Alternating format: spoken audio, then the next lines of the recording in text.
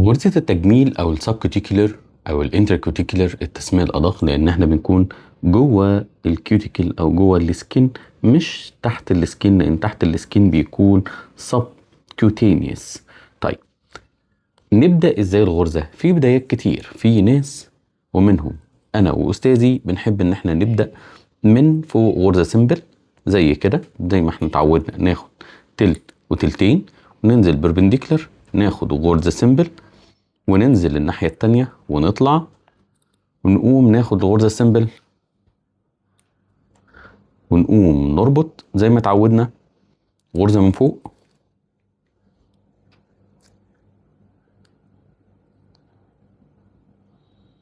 وبعد كده هوت ناخد الغرزة بتاعتنا ونقوم نرجع من ورا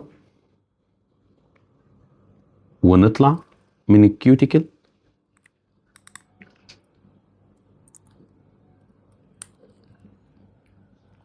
ونكمل زي ما احنا شايفين. وخد بالك لما تيجي تدخل الناحية التانية تدخل مكان ما انت خرجت من الناحية، يعني انا خرجت من هنا يبقى انا هدخل من هنا. حبذا طبعا لو الابرة بتاعتك ستريت هتساعدك اكتر. خد بالك ما بتطلعش من الجلد، امال انت بتطلع من انتروديرمال للدقة. اوكي،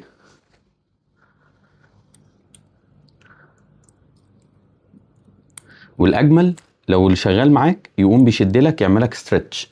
يبقى هنا اهوت انت هتدخل منين؟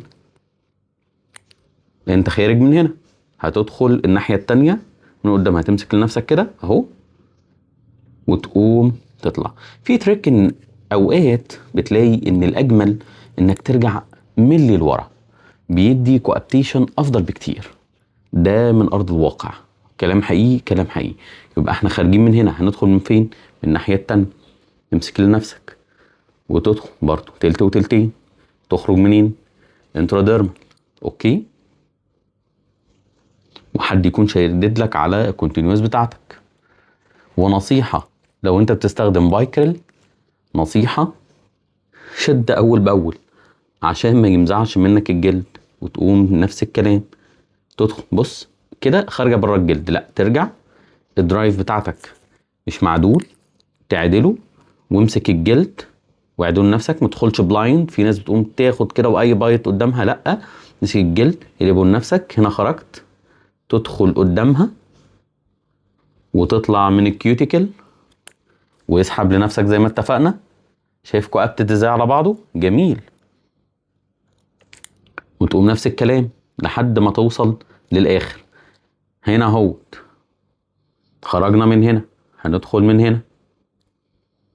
انا كده داخل بلايند، المفروض كنت اعمل ايه؟ برافو عليك، احبك وانت بتعدل عليا، ده حاجه حلوه.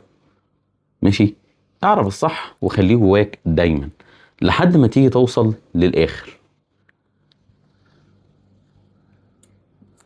اوكي، مكان ما انت دخلت تخرج عشان خاطر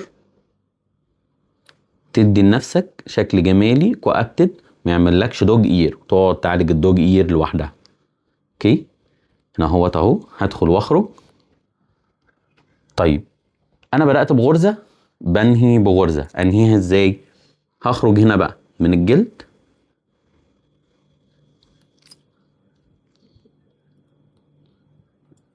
في ناس بتقوم تربط تعقد على نفسه، تقوم تربط فيونكة 1 2 3 وتقوم تنزل، تقوم تنزل للاخر وتقوم تقعد. الحقيقة انا ما بحبش الطريقة دي علشان خاطر بتفك. احب اعمل ايه؟ احب ارجع تاني واخد غرزة سيمبل واقوم اربطها على نفسها.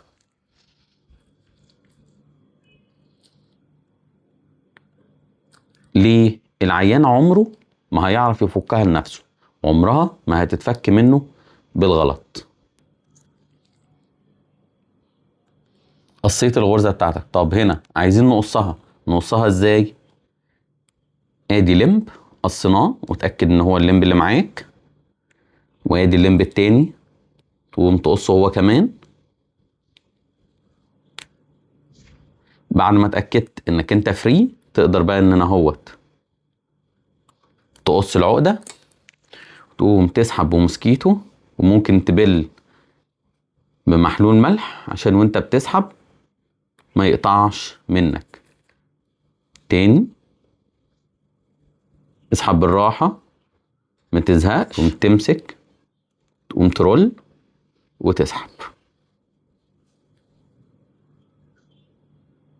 ما تستعجلش. طلعت، برافو عليك. في ناس بقى ممكن تاخدها inverted suture من جوه عشان تخليها غرزة مدفونة. تاخد غرزة سبكوتينيوس، مش انتراديرمال، لا سبكوتينيوس عميقة خالص، inverted طبعا، فبتدخل من جوه لبره ومن بره لجوه، وتقوم تقعد، ومكان ما دخلتش تخرج ومكان ما خرجت تدخل. تعدل الإبرة بتاعتك والمساعد بتاعتك يساعدك عشان خاطر تعرف تعملها كويس بانسيابية. وزي ما اتفقنا، ادي الغرزة الاتنين لمب يكونوا على ناحية بعض اهو كده، بقى الاتنين على نفس الناحية. خلاص، دي اول غرزة. تقوم تنزل تربط، تعمل سكوير نوت بتاعتك، سيرجيكال نوت. خلصنا. هنقطع انهي لمب؟ دي هنقطعها خالص، ملهاش اي احتياج.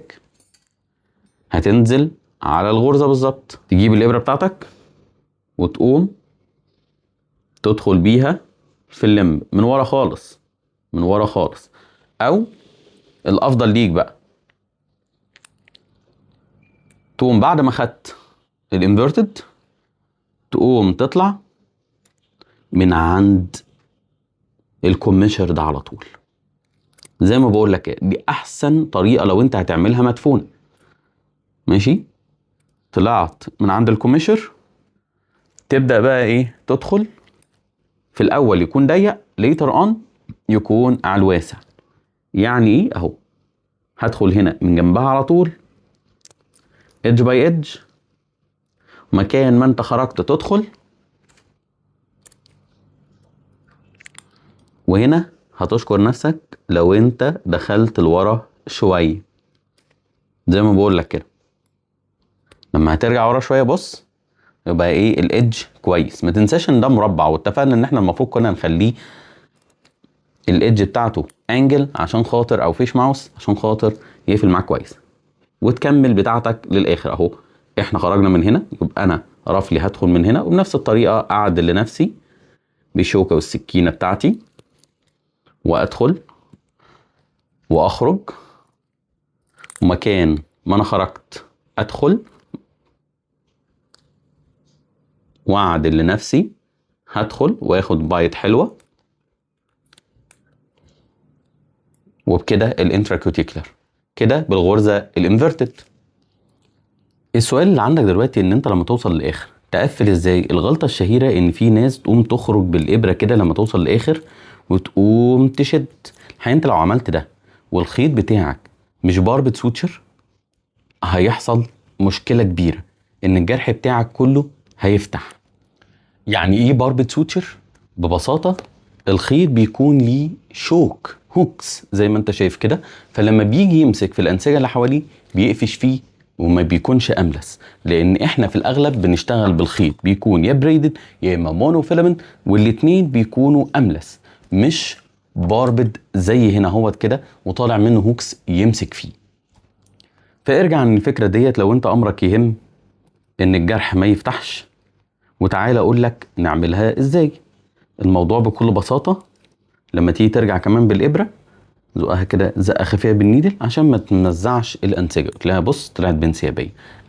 عشان تعمل الابردين نوت بكل بساطه هتيجي عند اخر غرزه، تقوم تاخد بايت كويسه،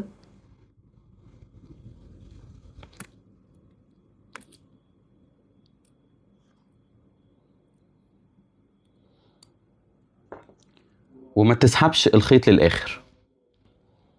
ما تسحبش الابره بتاعتك للاخر، لا، ادي نفسك براح في اللوب، وقوم اسحب الابره، وما تمزعش التيشوز قدر المستطاع، وانزل انزل.